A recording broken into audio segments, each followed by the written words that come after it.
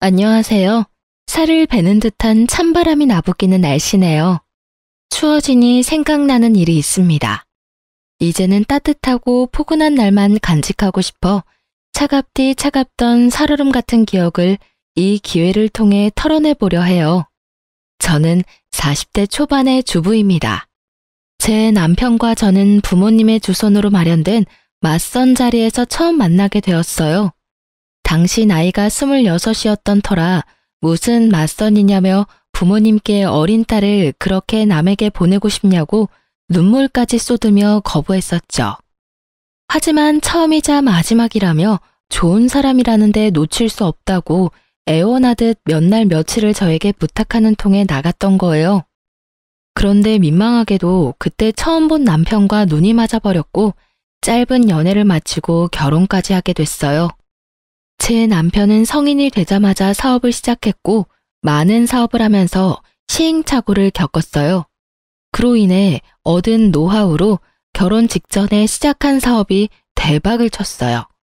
꼭 결혼 전에 일을 벌려야겠냐는 만류에도 흔들리지 않더니 그 고집으로 성공의 쾌거를 맞이하게 된 거죠. 그 덕에 신혼 때부터 알뜰살뜰 살아본 적이 없어요. 사고 싶은 건 사고 먹고 싶은 건 먹으면서 남부럽지 않은 넉넉한 살림을 꾸리며 지냈거든요. 거기다 남편은 자신의 이상형이 현모양처라며 저더러 바깥일할 생각 말고 안사람으로서 내조만 잘해주면 좋겠다고 하기에 결혼한 후로는 일까지 그만두고 아내의 역할에만 전념하며 가족을 챙겼어요. 평범함의 표준인 친정과 달리 시댁은 경제적으로 여유가 있어 금전적으로 시댁을 신경 쓸 일도 전혀 없었어요. 오죽하면 필요한 게 없으니 생일 선물도 짐이라며 하지 말라고 하실 정도였다니까요. 되려 시부모님이나 남편이나 자기들 말고 친정의 용돈이라도 더 챙겨드리고 좋은 게 있으면 항상 친정 먼저 챙기라고 하셨어요. 어머님, 제가 얼마 전에 백화점 갔다가 너무 예뻐서 어머님께 딱 어울릴 것 같아 하나 사봤어요. 지나칠래도 눈에 밟혀서 그냥 올 수가 있어야죠.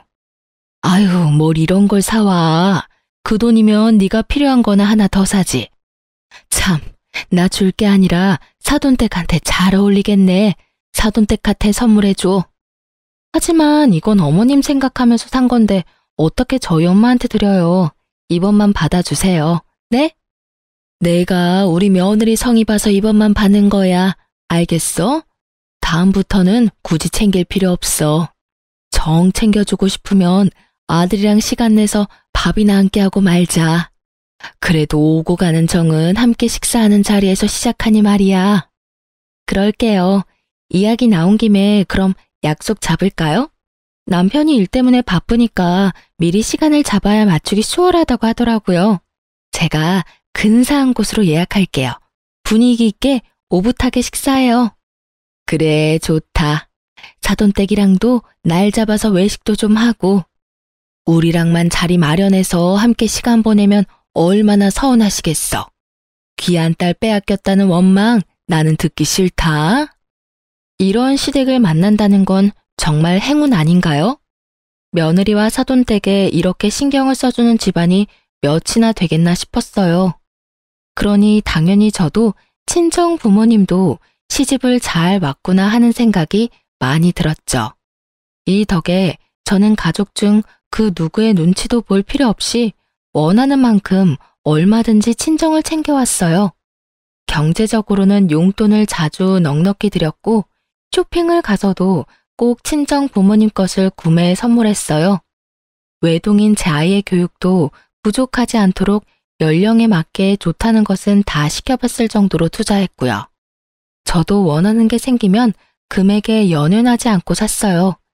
저를 시기하는 남이 봤을 땐 남편이 벌어다 준 돈을 생각 없이 흥청망청 쓴다고 손가락질하겠지만 제 생활로 인해 쪼들린다거나 저축을 못한다거나 하는 일은 없었어요. 그저 우리 가정의 형편에 맞게 쓴 것일 뿐이었죠. 세상에 돈이 전부는 아니지만 살면서 풍요로움을 누리게 해주는 것 중 하나는 돈이잖아요. 없이 사는 것보다 있이 사는 게 더 행복하다는 걸 저는 남편과의 결혼을 통해 처음으로 느끼며 이 생활에 만족하고 행복감을 느끼며 지냈어요. 하지만 인생이라는 게 모든 면에서 완벽할 수는 없더라고요. 저희 부부에게는 신혼기간 이후 마음에 쓰이는 부분이 있었어요. 바로 가족 계획이었죠. 시부모님께서 외동은 잘하는 발달 시기에도 다 큰 성인이 된 후에도 많이 외롭다며 꼭 자녀는 2명 이상 낳아야 한다는 주의였어요. 남편과 저도 같은 생각이라 자녀 계획을 2명을 낳기로 이야기했고요. 그러나 첫째를 낳은 이후 아무리 노력해도 새 생명은 저희 부부에게 닿지 않았어요. 첫째가 2살이 되었을 무렵부터 남편과 둘째를 임신하기 위해 건강관리도 하고 식습관까지 신경 쓰며 온 정성을 쏟았지만 쉽지 않았죠. 첫째 출산 후 5년쯤 지나고부터는 슬슬 노산이 걱정되어 조급해졌었어요. 그래서 남편과 저는 혹시 무슨 문제라도 생긴 건 아닐까 하는 마음에 출산한 경험이 있음에도 불임 검사까지 했어요. 다행인 것은 우리 부부에게 문제가 있는 게 아니라는 것이었어요. 되려 둘 다 너무 건강하다는 결과를 받았거든요. 하지만 희망과도 같은 그 결과로 인해 시간이 흐를수록 더욱 찹찹해져만 갔어요. 그렇게 한 해 두 해 시간이 흐르다 보니 첫째 아이가 8살이 다 되었고 그때까지도 임신 소식은 없었어요.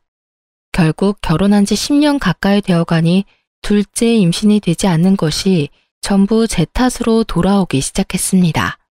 자녀가 최소 2은 있어야 한다던 시모는 제가 노산의 나이에 접어들자 아이가 생기는 것도 좋지만 언제나 건강이 우선이라고 말씀했어요. 그리고 첫째 아이가 5살이 되었을 때는 조금은 손주에 대한 마음을 내려놓았던 건지 첫째만 있어도 괜찮다고 말씀하셨죠. 물론 남편은 여전히 자녀 계획에 관한 생각이 확고했고 포기하지 않았어요. 그런데 첫째가 7살이 되었을 때부터였어요. 다 내려놓은 줄 알았던 시모까지 남편과 합세해서 한약이라도 더 강하게 지어 먹기라도 하라며 타박했죠. 예, 내가 정말 이런 말까진 안 하려고 했는데 해도 너무한 것 아니니? 어떻게 된 게 사지 멀쩡하다면서 이렇게까지 임신이 안 될 수 있어? 너 한약 지어 먹으랬더니 임신하기 싫어서 임신 안 되는 약 지어 먹고 있는 것 아니야? 그러지 않고서는 이럴 수 없지. 긴 세월 기도한 성의를 봐서라도 삼신할미가 점지를 해줬을 거라고. 어머님, 그게 무슨 말씀이세요? 제가 얼마나 간절하게 바라고 있는 줄 아시잖아요. 그래서 매번 친정엄마와 함께 한의원 가서 약 지어와 꼬박꼬박 챙겨 먹고 있고요. 사돈이 지어준 게 얼마나 효과가 있겠니? 그 싸구려 동네에 허름한 한의원이나 가서 지을 게 뻔한데. 돈 신경 안 쓰고 좋은 한의원 가서 좋은 약을 써야 효과가 있지. 평범하기 짝이 없는 남들도 다 먹는 약 지어준 게 뭐 대단한 거라고 그걸 먹으면서 버티고 있어? 내 아들 속만 태우면서 말이야. 어머님, 재은이 아빠가 둘째 갖기 위해 마음고생하고 있다지만 그렇다고 제 친정 무시하는 말까지 서슴없이 하시면서 깎아내리는 건 아니죠. 친정엄마가 여기저기 묻고 물어서 실력 있는 한의원 찾아서 진료받고 지어온 약이에요. 고만고만한 동네 사람들한테 물어봤자 고만고만한 곳 알려주지 않겠니? 이번엔 잔말 말고 내가 연결해준 한의원 가서 약 싹 바꾸렴. 내 아들만 불쌍하지. 노력함다시고 싸구려 한약이나 먹으면서 몇 년을 임신이 안 된다며 답답해한 꼴이라니. 예, 남자가 건강한데 애가 안 들어쓰는 건 무조건 여자 문제인 건 알지? 늘 제게 괜찮다고 말해주던 시모였기에 저는 시모가 쏟아낸 말들에 큰 충격을 받았어요. 오래 알고 지낸 만큼 서운함을 넘어 배신감과 같은 감정이 몰아칠 정도였죠. 저는 그런 시모에게 아무리 친정이 경제적으로 조금 기운다고 해도 그렇게 대놓고 무시하는 말을 하는 게 맞는 거냐고 따졌어요. 시모는 그런 저를 쏘아보고는 아이고, 머리 검은 짐승은 거두는 게 아니라더니 여태 잘 대해주고 잘 챙겨주는 건 눈꽃만큼도 생각 못하고 듣기 싫은 소리 조금 했다고 어디 시어미한테 따박따박 말대꾸까지 하니? 안타까운 마음이라도 지켜야 할 선이라는 게 있는 것 아닌가요? 제가 임신을 하고 싶으면 하고 하기 싫으면 안 할 수 있는 것도 아니잖아요. 저는 이날 처음으로 돈이 사람을 만든다는 말을 뼈저리게 느꼈습니다. 돈이 주는 여유가 안정감만이 아닌 오만함도 뒤따라오는 거라는 것을 알게 되었죠. 그리고 시모가 그렇게 친정을 챙겨주라고 했던 것도 시댁의 경제력을 과시하기 위함이었다는 것까지도요. 시모는 그날 오갔던 대화를 남편에게 이야기했는지 퇴근하고 돌아온 남편도 저를 바라보는 눈빛에 성이 잔뜩 나 있었어요. 한참을 말을 아끼며 누나를 굴리던 남편은 더는 못 참겠다며 다 차려놓은 밥상 앞에 앉아서는 저를 쥐잡듯이 잡아댔죠. 당신 엄마랑 오늘 한바탕 했다며? 엄마가 오죽 속상하면 나한테 전화까지 와서 하소연을 해. 어머님께서 뭐라고 말씀하셨는지는 모르지만 오늘은 어머님께서 선을 넘었다고요. 그러지 않고서야 아랫사람인 내가 목소리를 높였겠어? 전후 사정도 모르면서 어머님 말씀만 듣고 와서 나한테 큰 소리 치지 마요. 우리 엄마가 선을 넘고 말고 할 게 뭐 있어. 둘째가 안 생기니까 걱정되고 안타까운 마음의 한 말을 당신이 오해한 거겠지. 좋은 곳 가서 좋은 약 지어 먹으라는 게 엄마한테 대들 문제야? 당신이 조금 더 너그러웠어야지. 내 부모 모욕하는 시어머니한테 내가 얼마나 더 너그러웠어야 하는데? 당신도 지금 당신 엄마니까 무조건적으로 어머님 편드는 거잖아. 엄마가 장인 장모님 모욕할 일이 뭐 있어? 매번 당신한테도 나한테도 본인들 챙기지 말고 장인어른이랑 장모님 먼저 챙기라는 분이라는 거 알면서 그냥 당신이 수틀렸거나 괜한 자격심 생겨서 대든 거 아니야? 뭐? 내 엄마가 딸 생각하는 마음으로 수소문에서 찾아갔던 한의원이고 몸에 좋은 것 하나라도 더 넣어준 한약을 싸구려라고 폄하한 건 어머님이야. 그게 내 부모를 생각하는 분이 할 말이야? 돈 좀 있으니까 평범한 우리 집을 무시하는 거지. 당신 집안이 우리 집안보다 경제적으로 기우는 건 사실이잖아. 무시를 한 게 아니라 팩트를 말한 거지. 내일 당장 엄마한테 무례하게 군 거 사과드려. 어떤 이유에서든 엄마 이겨보겠다고 버릇없이 행동했잖아, 당신. 결국 무작정 자신의 엄마라고 시모가 다 맞고 내가 잘못 행동했다는 남편과 2차로 큰 말다툼이 오갔어요. 친정 부모님을 모욕한 시모에게 사과하라는 말도 모자라 시모가 연결해준 한의원까지 감사한 마음으로 다녀오라고 강요까지 했고요. 남편의 말 한마디 한마디가 다 저의 신경을 긁는 말뿐이었어요. 불같이 화를 쏟아내고 싶은 마음이 굴뚝 같았지만 둘째 임신이 미뤄지면서 생긴 갈등이라 여기며 못난 시모와 남편과 같은 사람은 되지 말자 몇 번이고 되뇌면서 참았네요. 한약 지어 먹는 일이 뭐 큰 사달이라고 일을 여기서 더 키우나 싶은 생각도 들었고요. 그로부터 며칠 뒤 저는 시모가 소개해준 한의원에 방문했어요.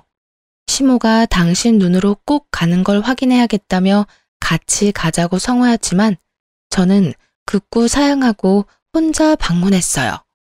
그냥 단순히 약만 지우면 될 일이었지만 저도 저대로 생각해둔 게 있어 시모가 오면 조금 곤란했거든요. 뭐 때문이냐고요? 시모가 연결해준 한의원에 방문 예약을 한 날 저는 친정엄마와 함께 다녀왔던 한의원에 연락해서 지어온 한약 성분을 적어두었어요.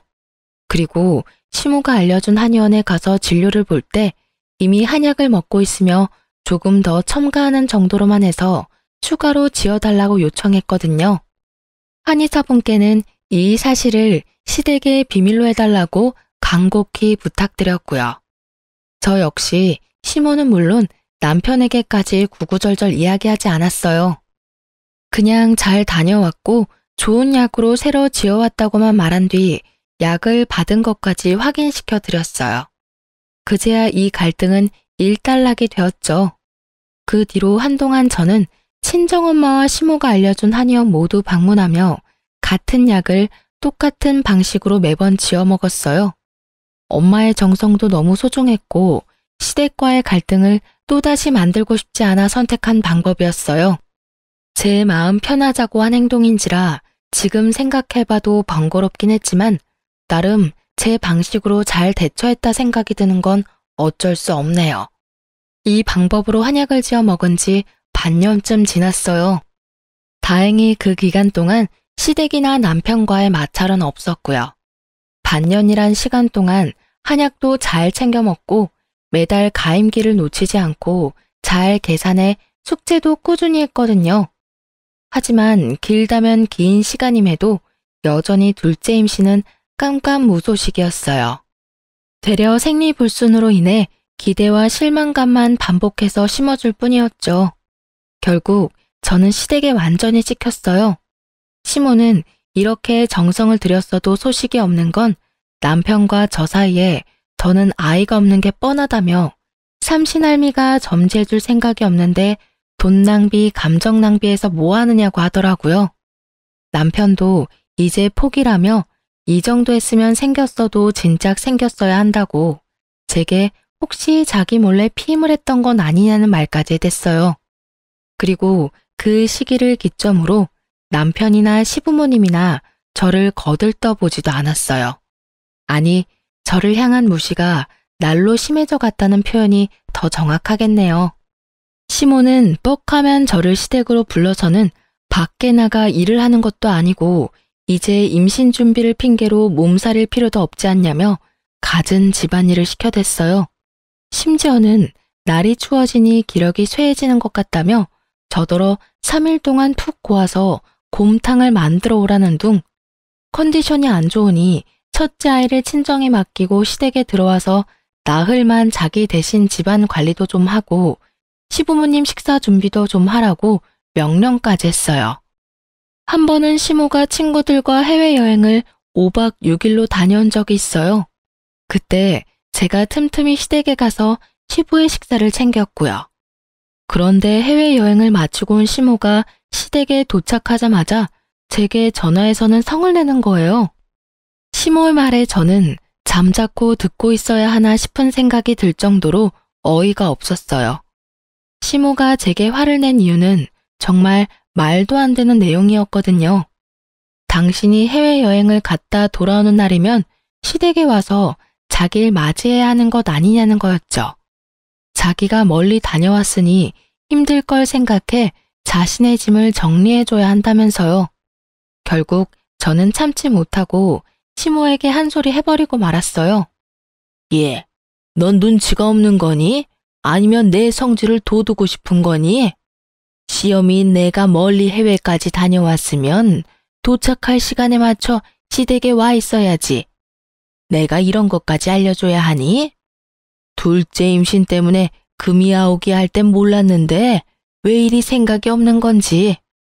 어머니, 제가 마중 나간다고 연락드렸을 때는 싫다고 하셨잖아요. 그런데 갑자기 연락 주셔서 왜 화를 내시는 거예요? 네가 공항까지 나오는 게 싫은 거지. 친구들이랑 있는데 임신도 못하는 며느리 뭐가 자랑이라고 부르니? 내가 싫다고 했으면 시댁으로 넘어와 날 기다리고 있어야지. 내가 싫댔다고 와보지도 않아? 이제 어머님 오늘 오시면 힘드실 것 같아 냉장고에 반찬이랑 국 끓여 넣어놨으니 따로 찾아뵙지 않았던 거죠. 괜히 제가 가서 뚝딱거리면 어머니 쉬시는 데만 방해만 되기도 하고요. 얘 봐라. 나 위하는 척 포장하는 것 좀 봐. 네가 반찬이랑 국 끓여 넣어뒀으면서 와서 상 차려줄 생각은 왜 못하니? 그리고 쉬는 거야. 방에 들어가 쉬면 그만인데 그 핑계를 대? 네가 와서 내 짐도 좀 치우고 네 시부모 밥상도 좀 차리고 그럼 좀 좋니? 결혼한 지가 몇 년인데 그런 눈치도 여지가 없어? 어머님, 저희 집이랑 어머님 댁이 걸어가면 닿을 가까운 거리도 아니고요. 제가 왜 어머님 여행 다녀온 짐을 치우러 가야 해요? 저는 지금 어머님 말씀이 이해가 안 되네요. 지금 장난하니? 멀리서 온 시어미 위해서 와서 좀 거들라는 게 뭐가 이해가 안 돼? 하기 싫으니까 말대꾸나 해대고 말이야. 집에서 매일 놀고 먹는 게 입만 살아서는 네 남편이 벌어온 돈으로 호의호식하면서 지내면 시부모인 우리한테 잘해야 할 것 아니야? 어머님, 잘해드리는 것과 종처럼 부리는 건 다른 것 아닌가요? 여행 기간 동안 버스로 1시간씩 오가며 하루에 2번씩 가서 아버님 식사 챙겨드리고도 제가 그런 말을 들어야 하는 이유가 없는 거죠. 저요, 어머님 며느리지 가정부 아니에요. 기다리시던 둘째 손주 품에 안겨드리지 못한 건 너무 죄송스러운 마음이지만 그걸 이유로 함부로 대하지 말아주세요. 저를 대하는 태도가 확연히 변한 시모에게 그간 쌓인 감정을 쏟아냈어요. 물론 또 시모는 남편에게 연락해 고자질했고 남편은 전처럼 또 시모에게 사과하라며 제 말은 들어보려고 하지도 않았어요. 하지만 이번만큼은 굽히지 않았어요. 되려 남편에게 둘째를 포기한 뒤로 시댁 식구 모두 나를 막대하는 걸 언제까지 참아줘야 하냐며 큰 소리를 내버렸어요. 남편은 저더러 여자가 임신도 못하면 쥐 죽은 듯이 살아야지 뭐 잘났다고 목소리를 높이냐더군요. 그 순간 이런 생각이 들더라고요. 남편 같지도 않은 인간한테 뭐 바라는 게 있다고 이렇게 감정 소비를 하고 있는 걸까? 저는 그날 이후 남편과 시모와는 말을 섞지 않았어요. 물론 남편과 말 한마디 하지 않고 지낸다는 건 어려웠지만 저는 최대한 단답식으로 대답하는 정도로 대꾸해 대화를 이어가지 않았죠. 그렇게 지내기를 1달 반쯤 지났을까요? 몸이 좀 이상한 것만 같았어요. 아래배 통증에 하열 증상까지 보여 부인과에 가서 검사 받아보게 되었어요. 검사 결과가 나온 날 저는 청천벽력 같은 소식을 듣게 되었습니다. 제가 자궁 내막암에 걸렸다고요. 젊은 사람들은 나이 든 노인들과 비교했을 때 건강면에서 차이가 나 암이 훨씬 빨리 퍼진다는 말을 들었던 적이 있는데 임신을 위해 건강 증진 한약을 먹고 있었던 게 문제였던 걸까요? 암이라는 사실을 알게 되었을 땐 이미 다른 부위까지 전이된 후였어요. 한시가 급한 상황까지 와버린 후라 어떤 방식으로 치료할지에 대한 선택권조차 없었어요. 결국 저는 짧은 시간 안에 자궁 절제술까지 하게 되었어요. 다른 암에 비한다면 어쩌면 수술 후 경과도 좋았고 또 생명에 지장도 없었으니 천운이었다 여겼지만 그럼에도 참 힘든 시간을 견뎌야 했죠. 그렇게 고생 끝에 건강이 좋아졌지만 이럴 거면 차라리 포기하는 게 나았을지도 모르겠다는 생각이 들 정도로 마음이 힘들어졌어요. 수술 후 저는 시댁에서 완전 찬밥 신세가 따로 없었죠. 시댁 식구들은 제게 자궁까지 뗐는데 여자가 맞는 거냐며 남자도 여자도 아닌 몸이 되었다는 모욕에 모멸감을 느껴야 했어요. 심지어 남편까지도 저를 챙겨주기는커녕 시댁 식구들과 한편을 이루어 저의 모든 것을 깎아내리는 부정적인 말들만 쏟아냈어요. 그리고 늘 다 늦은 새벽이 되어서야 집에 들어와서는 정말 잠만 자고 나갔고요. 잘 때마저도 저와 살다는 것도 싫다며 저를 아이 방으로 내쫓고 혼자 안방을 차지하고 잤어요. 시모는 이 상황이 신나기라도 하는지 매일을 제게 찾아와 듣기 거북한 말들만 해댔습니다. 집안에 여자가 잘못 들어오면 3대가 망한다더니 내 아들이 젊은 나이에 여자 같지도 않은 널 평생 데리고 살아야 하는 게 말이 되니? 어머님, 제발 그만 좀 하세요. 남편이 아팠어도 그렇게 말씀하셨을 것 같으세요? 도대체 제가 뭘 그리 잘못했다고 아픈 제게 찾아와서 이러는 건데요. 아픈 게 잘못인가요? 네? 그럼 아픈 게 자랑이니? 건강히 애 낳으라고 비싼 한약까지 따박따박 지어 먹여놨더니 가즈라는 애는 안 갖고 암덩어리를 키운 너를 뭐 예쁘다고 격려한다니? 넌 지금 내 아들한테 소방 맞아도 이상하지가 않다는 건 몰라? 옛날 같았으면 쫓겨나도 볼백 번은 쫓겨났어. 그럼 제가 나가기라도 할까요? 예? 그렇게 못마땅하시면 제가 재은이 데리고 나갈게요. 그럼 되는 거죠? 어머님께서 원하시는 게 그거라면 제가 이 집에서 나간다고요. 어머 얘 봐라. 시어머니 앞에서 못하는 말이 없네. 내 아들이 벌어다 준 돈으로 암도 뗐으면 내 아들을 어떻게 내줘할지를 박 터지게 고민해야지. 듣기 싫은 말 좀 했다고 이렇게 시어머니 머리 위에서 놀려고 해? 그렇게 기다리던 애 임신도 못하고 거기다 평생 임신이라고 못하게 다 떼놓고 뭐 잘났다고 듣기 싫은 말 좀 했다고 큰 소리야? 매번 의미 없이 이런 대화 같지도 않은 대화를 하며 힘을 빼야 했어요. 수술 후 몸도 마음도 편히 쉰 적이 없었어요. 그렇게 제 삶은 그렇게 점점 피폐해졌고 우울증까지 심해져 갔어요. 아마 제 아이가 아니었다면 이미 모든 것을 내려놓았을지도 모릅니다. 암 치료를 한 지 1년이 조금 더 넘었을 때까지도 남편과 시모가 닥달하는 일은 멈추지 않았으니 말이에요. 제 아이가 제가 변하는 모습을 보고 제 속내를 느끼기라도 했는지 시모와 남편이 저를 괴롭히는 걸 직접적으로 본 적도 없는데 어떻게 알았는지 항상 자기 전에 제게 엄마는 나한테 너무 소중한 사람이야. 그러니까 힘내 엄마. 내가 많이 사랑해. 라며 속삭여 주었어요. 아이가 해주는 이 따뜻한 한마디가 제 버팀목이었고 이 아이 덕분에 그 모진 시간을 보내면서도 숨 쉬며 살 수 있었어요. 그런데 시댁과 남편의 멸시를 끝낼 모든 것에 종지부를 찍을 사건이 터지고 말았습니다. 그날따라 남편이 집에 일찍 들어와서는 안 하던 집안일을 돕고 저를 살피는 말들을 해주더군요. 순진하다 못해 멍청했던 저는 바보같이 남편의 그런 행동에 감동했고 마음이 녹았어요. 남편이 이제 우리 가족을 위해 다시 마음을 다잡았나 보다고 생각하면서 말이죠.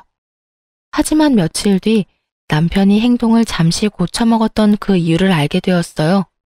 딸이 친정에서 자고 오겠다며 유난히도 고집을 부렸던 날이었어요. 친정 부모님께서도 딸의 방문을 눈이 빠져라 기다리고 있었다고 해서 저녁쯤 아이를 친정에 데려다 주고 왔어요. 그런데 딸이 없다는 걸 어떻게 알았는지 남편은 그날 집에 갓 태어난 아기를 품에 안고 집에 들어온 겁니다. 저는 그 아기를 보고 너무 기함했어요. 온몸이 부들부들 떨려 말이 안 나오는 걸 기를 쓰고 입을 움직여 그 아기의 정체를 물었어요. 그런데 남편은 눈 하나 깜짝 안 하고 이렇게 말을 하더군요. 당신은 매번 상황 파악이 느려서 문제야. 딱 보면 몰라. 내 피가 섞인 내 아이. 뭐라고? 당신 지금 뭐라고 말했어? 다시 말해봐. 뭐라고? 성가시게 왜 2번 말하게 해. 내 피가 섞인 내 아이라고. 그러니까 내 집에 데려오지. 아니면 왜 데려왔겠어? 당신 지금 그걸 말이라고 하는 거야? 당장 데리고 나가. 당장. 야, 여기 내 집이야. 내 돈으로 사니까 이게 다 네 것 같냐? 어차피 너 이제 여자도 아니잖아. 네가 임신을 못하니 별 수 있냐? 그래서 내가 우리 재은이 동생을 만들어 온 거야. 야, 너 진짜 네가 인간이야? 인간이냐고.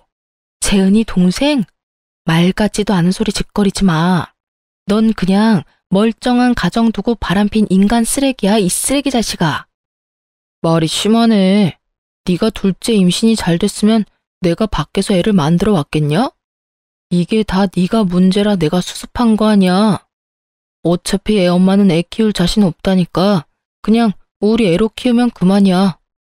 이 집에서 식충이처럼 밥이나 축내는 네가 대신 키우면 도움은 되니까 나도 덜 짜증나고 얼마나 좋냐?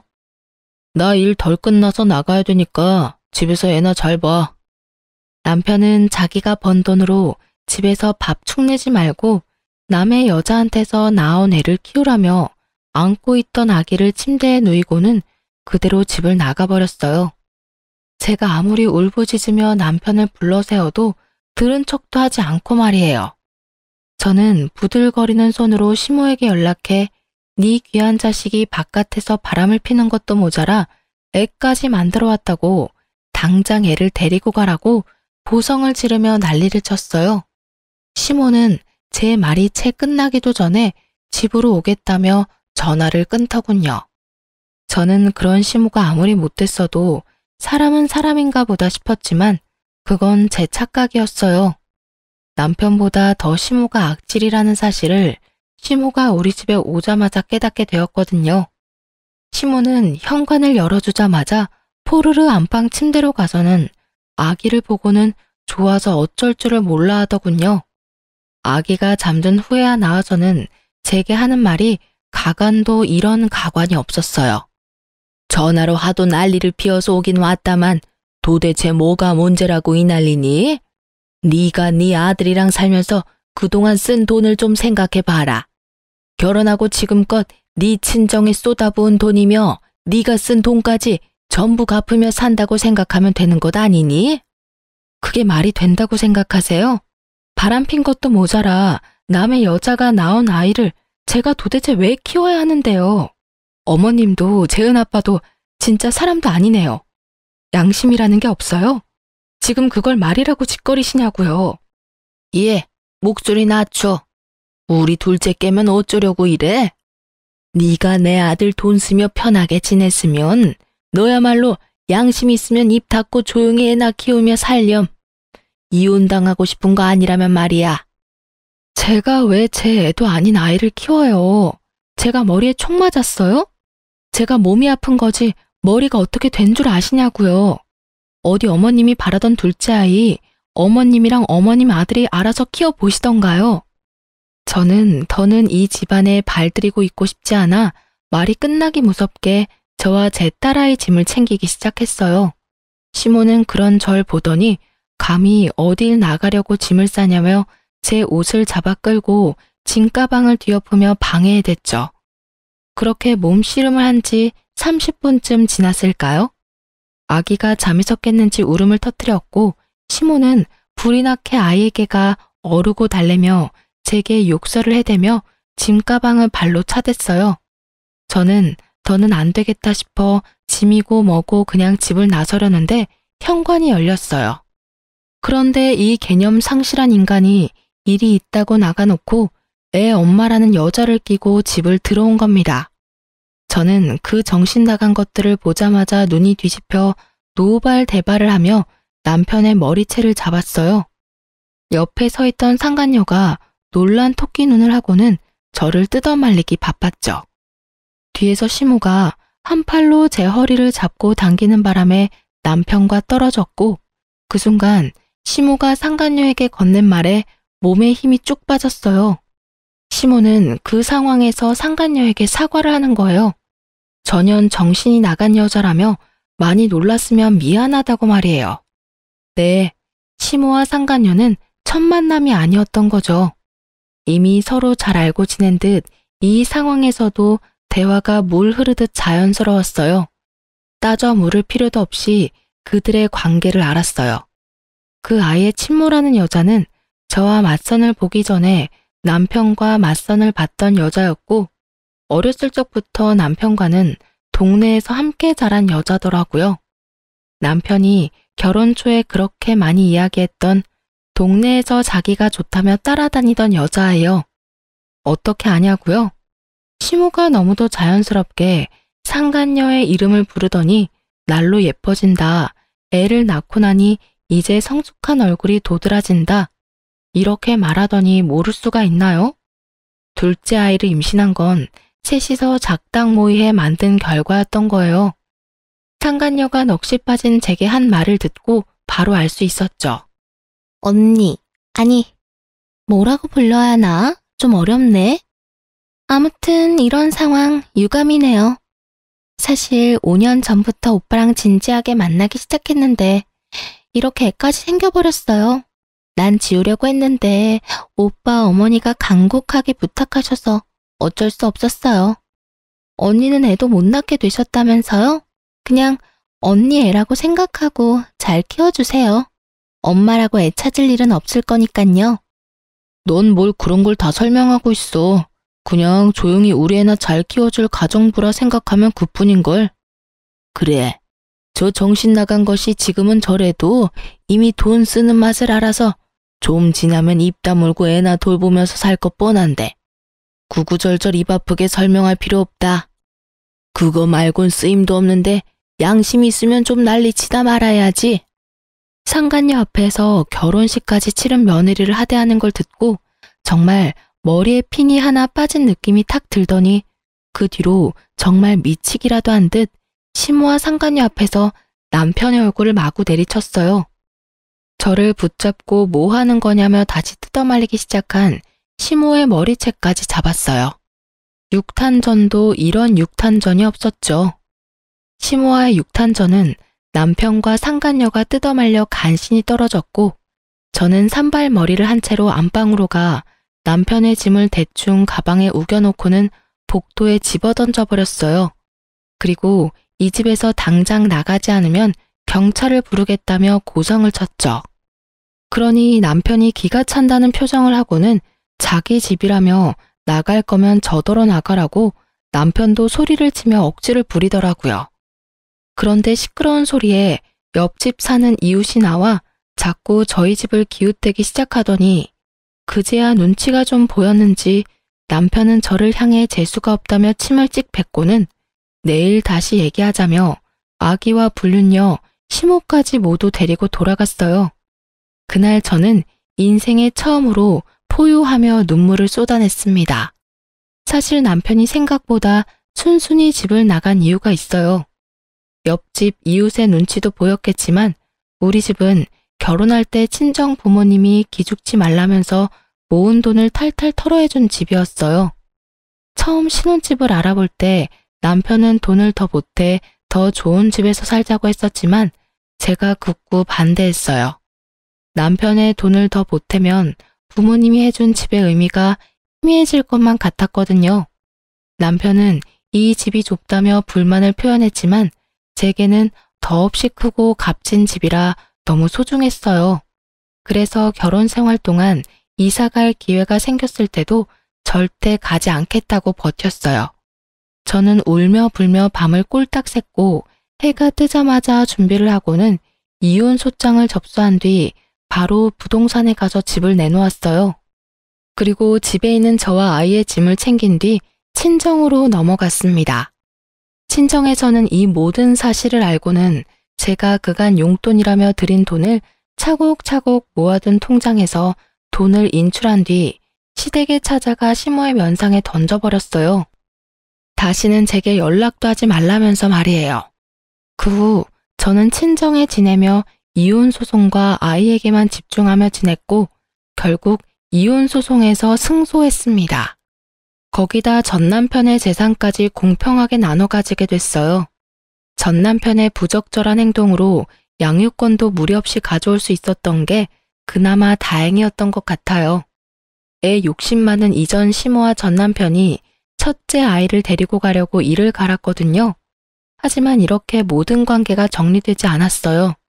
전 남편과 전 시모는 악질 중 악질이니까 너무 당연히 저를 끝까지 물고 뜯으며 늘어지길 반복했어요. 전 남편은 결혼 생활 동안 제가 경제활동을 단 한 번도 한 적이 없고 오직 자신이 벌어온 돈으로만 호의호식하며 지냈으니 재산을 나눌 수 없다고 소송을 걸어왔어요. 그런데 이래서 인생은 알 수 없는 거라고 하나 봐요. 전 남편이 건 소송에서 되려 전 남편이 찍소리도 못하는 상황이 생겼으니 말이에요. 재산을 나누지 않는 대신 제가 주부로서 긴 세월을 가정 속에서 희생한 노동의 값을 지불할 수 있겠느냐고 판사가 물었어요. 그러면서 바깥에 나가 돈을 번다는 명목으로 집안을 돌보지 않은 남편에 대한 태도를 책망했어요. 그 덕에 저는 이혼 위자료의 전 남편의 재산까지 이혼하면서 챙길 수 있는 것은 모두 챙긴 뒤 이혼을 마칠 수 있었습니다. 하지만 이걸로 그간 제가 당한 수모가 사라지겠어요? 저도 크게 한수를 두었어요. 전 남편이 운영하던 잘 나가는 사업을 망하게 만들었답니다. 어떻게 그럴 수 있는지 궁금하시죠? 실은 친오빠가 전 남편과 선후배 사이입니다. 맞선도 부모님께 친오빠가 전 남편을 소개해서 자리를 마련하게 된 거고요. 결혼 후 제가 아프기 전까지만 해도 제가 이전 시댁과 전 남편에게 당한 무시를 그 누구에게도 말한 적이 없기에 전 남편과 친오빠의 사이는 좋은 편이었어요. 그래서 이전에 친오빠가 몇 번이고 전 남편의 사업에 투자를 했었죠. 그런데 전 남편의 부적절한 태도를 친오빠에게 모두 알렸어요. 그리고 오빠에게 부탁했죠.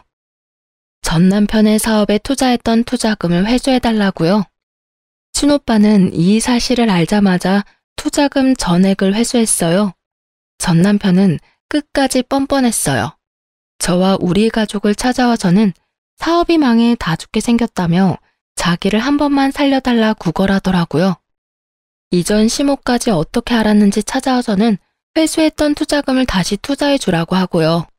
그런데 애원하는 사람이 맞나 싶을 만큼 뻔뻔하게 요구해댔어요. 예, 우리가 그래도 함께한 세월이 얼마인데 이렇게까지 무섭게 할 필요가 뭐 있니? 그래도 재은이 아빠인데 망하는 꼴을 꼭 봐야 속이 시원하겠니? 재은이 아빠라니 말이 우습네요. 다른 여자한테서 자기 동생이랍시고 애를 낳았다는 걸 재은이가 알면 아빠 취급이나 해주겠어요? 왜 이혼했는지 낱낱이 밝히면 제 아이가 가슴이 미어지다 못해 곪을까봐 그나마 말하지 않은 거라고요. 시댁 식구 중에 재은이 생각하는 사람이 단 한 명이라도 있었으면 이런 파탄까진 안 갔겠죠. 재은이 생각을 해서 둘째를 만든 거지 외동이 얼마나 외로운지 모르니? 그리고 설령 자기 애비가 그런 짓을 했어도 아빠라는 건 변함없는 거야. 자기 아빠가 다 망한 모습 보면 재은이는 얼마나 상심이 크겠니? 왜 엄마라는 것이 그런 생각 못해? 복수의 눈이 멀어서는. 그럼 당신도 당신 남편이 둘째랍시고 밖에서 애 달고 왔으면 너그러운 마음으로 당신 첫째를 생각해서 참고 감내할 수 있어? 그리고 그 상황이면 당신 첫째가 당신 남편을 이해할 수 있을까? 말 같지도 않은 소리 짓거리지 말고 다신 우리 눈앞에 나타나지 마. 당신 아들이 망하는 것도 다 당신들 업보니까. 나중에는 사업장이 부도가 나 넘어갈 위기까지 처하니 싹싹 빌며 자신들이 모두 잘못이라며 제발 도와달라 애원하더군요. 그러면서 상간녀의 아이는 자기 호적에 올리지도 않겠다며 상간녀에게 보내거나 그것도 마음에 안 들면 고아원에 보내겠다는 말까지 하는데 인간도 아니다 싶더라니까요. 저는 이런 전 남편이 너무도 넌더리가 나 제 바짓가랑이를 붙들고 말하고 있는 전 남편을 발로 뻥 차버렸어요. 그 후에도 몇 번이고 찾아와 애걸복걸하는데 저나 우리 가족 모두 이미 그놈들에게 질릴 대로 질린 후라 듣는 신용조차 하지 않았어요. 친오빠는 인간도 아니라며 상종도 하지 않았죠. 전 남편의 사업은 결국 제대로 망했고 갈 곳도 없어 시댁에 들어가 지내게 되었더군요. 상간녀는 전 남편이 망해 볼품없어지니 바로 돌아섰나 보더라고요. 아기까지 시댁에 두고 자취를 감춘 바람에 전 시모가 그 나이에 아기를 돌보는지 제게 몇 번 더 연락이 왔었어요. 자기 아들이 맘고생이 너무 심하다고 자기도 그 나이에 육아를 하니 여기저기 성한 곳 없어 힘들다며 충분히 반성하고 있으니 다시 돌아오면 안 되겠냐고요. 다시는 그런 천대하지 않고 떠받들고 지낼 테니 제발 와달라고 하길래 저는 전 시모에게 다 끝난 마당에 자존심도 없느냐고 찌질하게 그러지 말고 그렇게도 챙기던 자존심 지금도 좀 챙기라며 이런 연락 다신 받아줄 일 없다고 딱 잘라버렸네요. 요즘은 건강 회복이 많이 돼서 저도 작게 사업을 시작했어요. 그 누구의 도움도 없이 제 힘만으로 뭔가 해보고 싶다는 생각이 들었거든요. 물론 아직 엄청난 성과가 있는 것은 아니지만 그래도 아이와 저 둘이 먹고 살 만큼은 벌기 시작했어요. 최근에는 어느 정도 자리도 조금씩 잡혀가고 있어요. 친정 부모님과 함께 지내며 여전히 도움도 받고 있지만 이제 저도 제 능력껏 도움도 드리면서 그렇게 제가 사랑하고 저를 사랑해주는 사람들만을 오롯이 챙기며 지내는 중이랍니다. 이 일을 겪은 후 느낀 것이 참 많은데 그 중에도 하나 꼽아보자면 우리에게 주어진 인생 속에서 사랑을 주기만도 부족한 시간이라는 것인데요. 그래서 사랑만 하며 지내기도 부족한 제 인생 시간을 미움, 원망이라는 감정으로 채우기에는 너무 아깝다는 걸 느꼈어요. 그래서 지금 평범한 생활을 하면서 느끼는 이 소소한 행복과 기쁨들로 제 하루를 정돈하려고 노력 중입니다. 여전히 제게 시리도록 차가운 기억을 남긴 그 시간들 속에는 증오라는 감정이 서려 있을지 모르지만 그때에 머물러 있기보단 앞으로 채우며 살아가는 저 자신이 될 수 있도록 언제나 기도하고 응원하며 지내고 있어요. 그러니 제 사연을 들어주시는 많은 분께서도 속 시원히 막말도 대차게 한번 해주시면서 그저 재미난 이야기라고 기억해 주시면 감사하겠습니다. 소소한 행복이 가득한 날 되시길 바라며 마칩니다. 감사합니다.